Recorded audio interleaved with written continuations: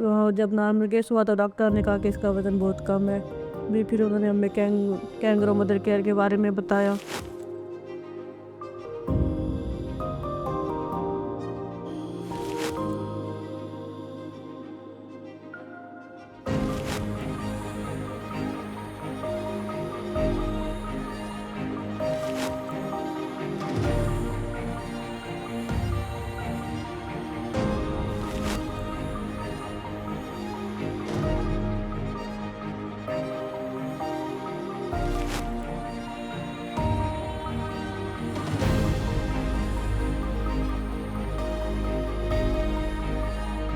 Kangaroo mother care, जैसा कि नाम से ज़ाहिर है, आप देखें कैंगरू जो है वो अपने बेबी को अपनी थैली में उसकी नशोनुमा कर रही होती है। इसी कंसेप्ट को लेके हमारे यहाँ ये आया कि अगर एक बच्चा जो कमज़ोर है, उसका वज़न कम है या वक्त से पहले उसकी पैदाइश हो गई है, तो अगर हम उसको कैंगरू के बच्चे की तरह माँ के साथ लगा के रखें तो देखा ये गया कि उस बच्चे की नशोनुमा भी बेहतर होती है, उसका वज़न बढ़ने की रफ्तार भी तेज़ होती है और उसके माँ के साथ बॉन्डिंग बेहतर हो जाती है।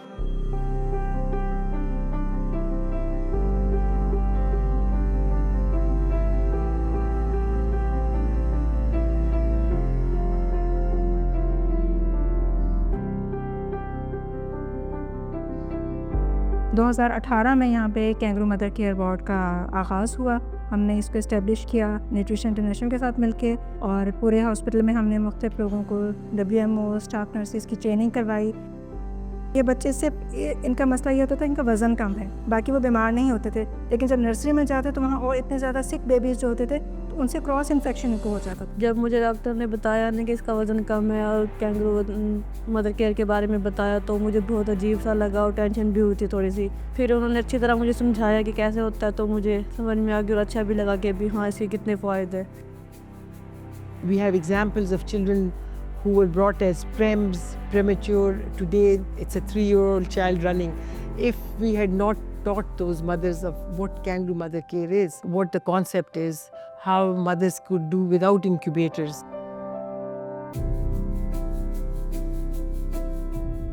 जब मेरी बड़ी बेटी पैदा हुई तो उसका वज़न बहुत कम था, तो डॉक्टर ने हमें कैंगरू मदर केयर की तरफ भेजा। उन्होंने कहा मेरी जिल्द के साथ जिल्द को लगाना है तो इससे मेरी बेटी को फ़ायदा होगा, और उसको टेम्परेचर में भी रखा, उसकी बहुत केयर की।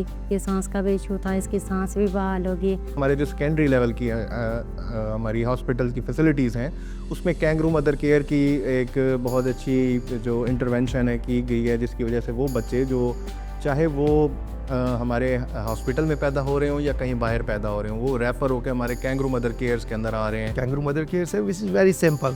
It has 4 components like the skin to skin contact with their immediate family members. It can be mother, it can be the elder family members, and then the exclusive breastfeeding, that is must, and the early discharge from the health facility. And in following up, there is adequate care and support at the household level.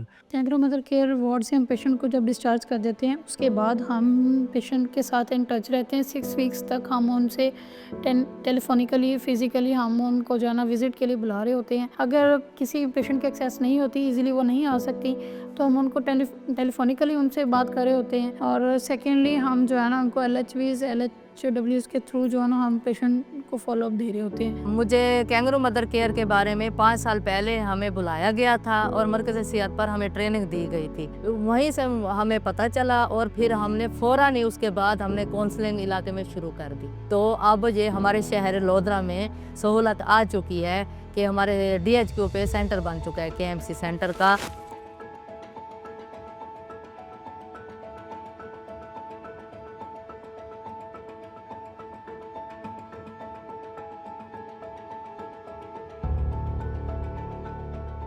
ज़रूरी नहीं है कि KMC माँ ही दे, उसकी दादी, नानी, even के बच्चे का जो बाप है वो भी स्किन टू स्किन कॉन्टैक्ट अपने बच्चे को प्रोवाइड कर सकता है, उसके उतने ही बेनिफिट होंगे जितने माँ के साथ हो रहे हैं। जब मुझे पता चला कि डॉक्टर ने कहा कि आपके बच्चे भाई 7 माह पैदा हुआ है, तो उन्होंने मुझे बताया कि कैंगरू मदर वार्ड में इसे ना एडमिट करवाना है। डॉक्टर साहब ने ये नसीहत की थी कि बच्चे को ना उठा के अपने जिस्म के साथ टच करना है। तो इसी तरह जब मेरी वाइफ है ना थक जाती थी तो मैं अपने बच्चे को उठा लेता था, अपने जेल के साथ लगा के रखता था, क्योंकि हम बहुत खुश हैं क्योंकि हमारी बच्ची की सेहत बहुत अच्छी है। हाँ, मेरी बेटी बड़ी हो रही है माशाल्लाह, स्कूल भी जा रही है। कैंगरू मदर केयर सहूलत की वजह से खुश भी हूँ और मुतमईन भी हूँ।